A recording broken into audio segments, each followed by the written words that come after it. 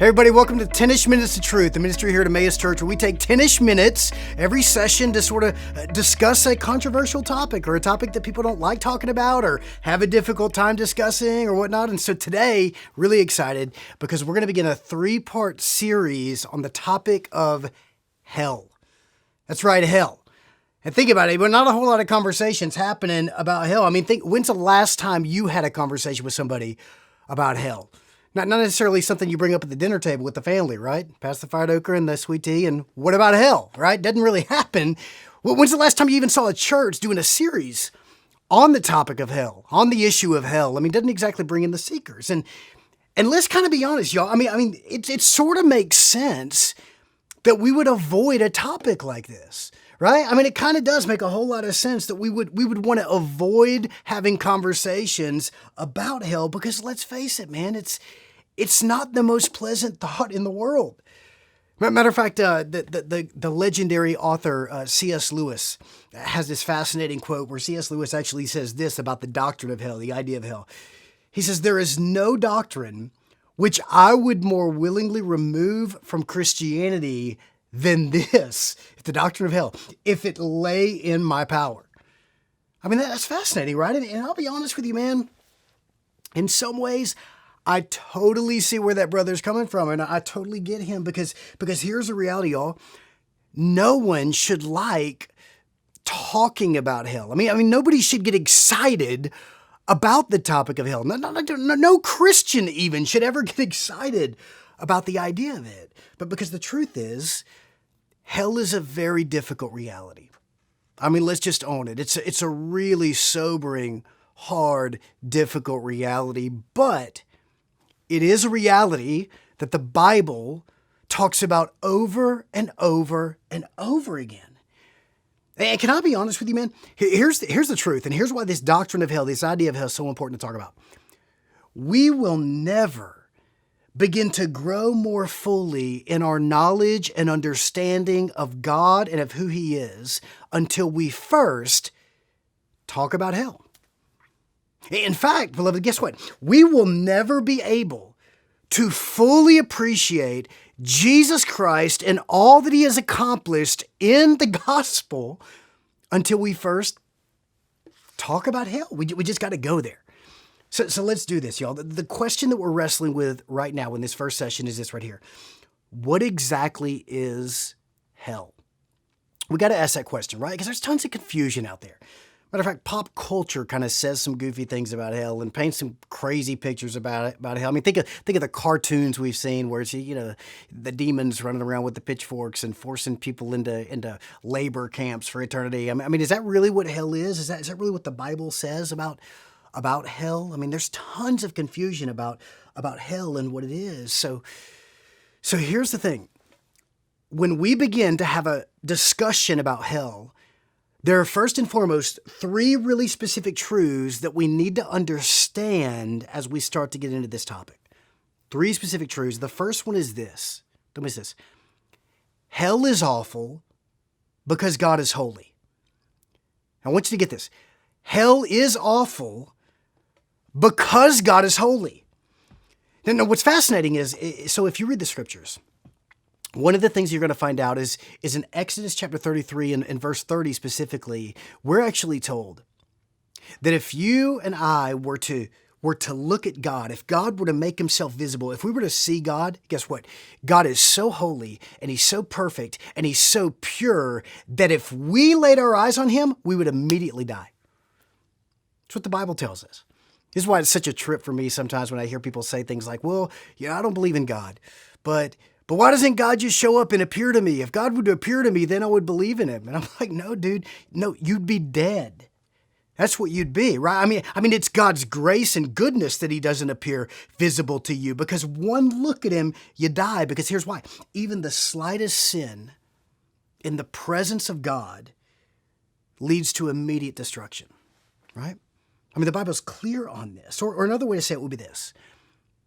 Hell is not 1 degree hotter than our sin demands for it to be.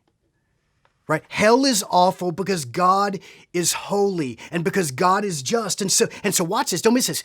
The danger of any church refusing to ever preach about the topic of hell, and the danger of any Christian refusing to ever have a conversation about the topic of hell, is that what begins to slowly happen is this.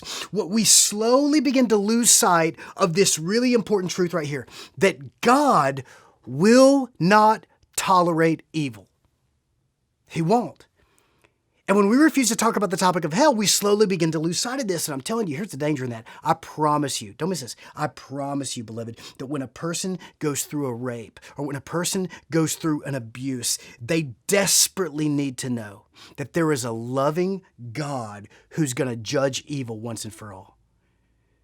This is why this matters, right? God is holy. Hell is awful because God is holy. Now, a second truth that we all need to understand when we're talking about hell is this right here. Get this. Number 2, Jesus talks about hell more than anybody else in the Bible. Do you know that? True story. Jesus talks about hell more than anybody else in the Bible.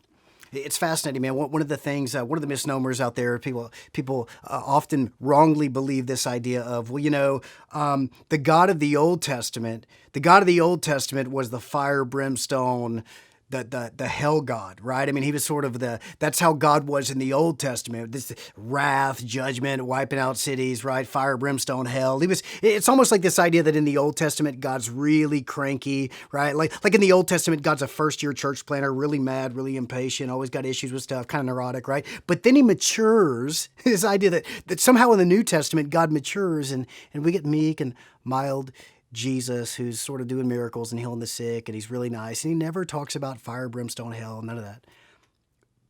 That's just totally not true. I mean, that's absolute nonsense. It's not true. Beloved, did you know that Jesus speaks more about hell than anybody else in the Bible? In fact, furthermore, did you also know that Jesus, get this, Jesus actually talks more about hell than he even talks about heaven? Look it up, man. It's totally true. Incidentally, in our next session, in session 2, we're gonna go into the words of Jesus, the teachings of Jesus. What is it that Jesus explicitly said and taught about hell? And then finally, beloved, watch this. There's a third truth that we all really need to understand as we begin to have a conversation about hell and what hell is. And the third truth that we all need to understand is this. Hell teaches us a powerful lesson about the love of God. It sounds weird, right? I mean, it sort of seems counterintuitive to think about that hell somehow teaches us about the love of God. Seriously? What's up with that? But hear me out, okay? Let me explain. There's a reason why Jesus talks about hell more than anybody else in the Bible, and it's this right here. Don't miss this. Jesus speaks more on the topic of hell than anybody else in the Bible because Jesus wanted us to clearly see what he was willing to lovingly endure on the cross for you and for me. Think about this. As Jesus Christ hung there on that cross, naked and beaten and disfigured and covered in blood, he was literally enduring God's hellish wrath against sin. That's precisely what was happening on the cross. The Apostle Paul talks about this in 2 Corinthians chapter 5. 2 Corinthians 5:21, Paul says this. He says, "For our sake, he, God, made him, Jesus, to be sin who knew no sin, so that in him we might become the righteousness of God." See, on the cross, Jesus was enduring the wrath of God that we might be partakers of the righteousness of God. Beloved, listen, there are some people who actually believe that the idea of hell, the doctrine of hell, somehow weakens the idea of God's love. That somehow it undermines the idea of God's mercy. But fascinatingly, family, the Bible actually tells us that the complete opposite is true. The idea of hell, the doctrine of hell, actually magnifies the love of God. The doctrine of hell emphasizes the love of God. Why? Because it shows us how far God is actually willing to go to rescue us, to save us. You see it? So that's a good start, okay? We talk about hell. We have a conversation about hell. This is a good place to begin, right? And I hope you're going to join us for the next session. Because in the next session, we're going to get more detailed into what Jesus has to say to you and to me about hell, and specifically about what hell is like. We'll see you soon, family.